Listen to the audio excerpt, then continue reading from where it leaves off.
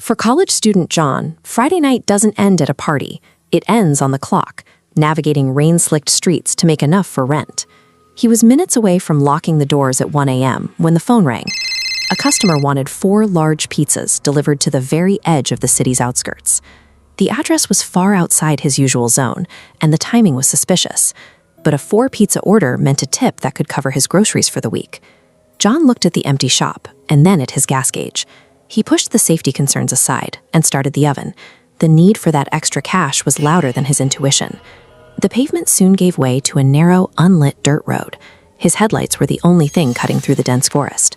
When he reached the GPS coordinates, he found a house that looked like it had been rotting for a decade. The porch was sagging, the windows were dark, and there wasn't another building in sight. Feeling the isolation, John tried to call his manager to explain the situation and head back.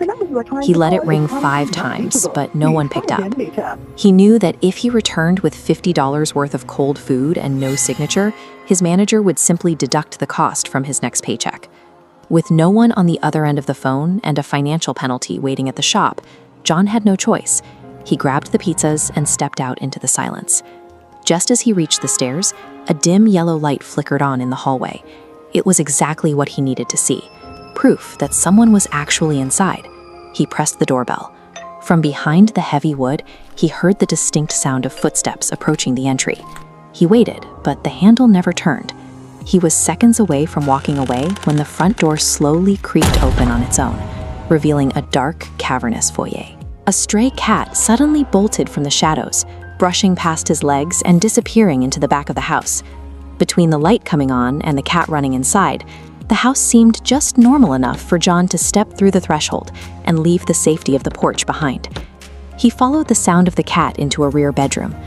Suddenly, the lights flared to full brightness. A television nearby hissed with white noise, and the sound of children giggling echoed off the walls. Sitting on the edge of the bed were 2 young girls. They weren't playing or moving. They were just sitting perfectly still, staring at the doorway with vacant expressions. Annoyed by the wait, John didn't look closer. He told them he had their order and asked where their parents were so he could get paid and get out. The girls didn't speak.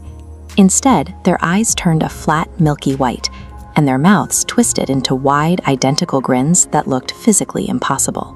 Without breaking eye contact, they both raised a hand and pointed at the space directly behind John's shoulder. He turned to find a tall, shadowed woman standing inches away from him. In that second, the mundane reality of the job vanished. He wasn't a delivery driver anymore.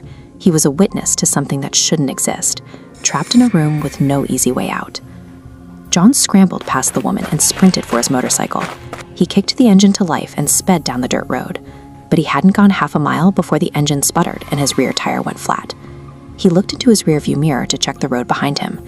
Standing in the center of the path were 3 dark figures, the woman and the 2 girls, watching him from the shadows. He didn't try to fix the bike. He ran into the woods, crouching in the thick brush where he could see the road but stay hidden, and called 911. When the police arrived, they found John's bike and the 4 pizza boxes. But when they entered the house, it was completely empty. No furniture, no lights, and no sign of them. The police treated it as a prank or a misunderstanding, but John was left in the forest with the memory of those white eyes, wondering if he could still trust his own senses. The next morning, John looked into the property records. He found this timeline, which confirmed the house had been officially vacant and boarded up for exactly 3 years. The vacancy began the day a mother and her 2 daughters were found murdered in that back bedroom. The investigation went nowhere.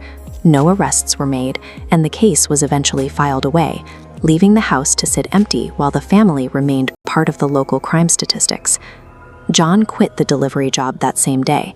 He realized he hadn't just visited a creepy house, he had walked into a scene that ended 3 years ago, meeting the very people the police were never able to find.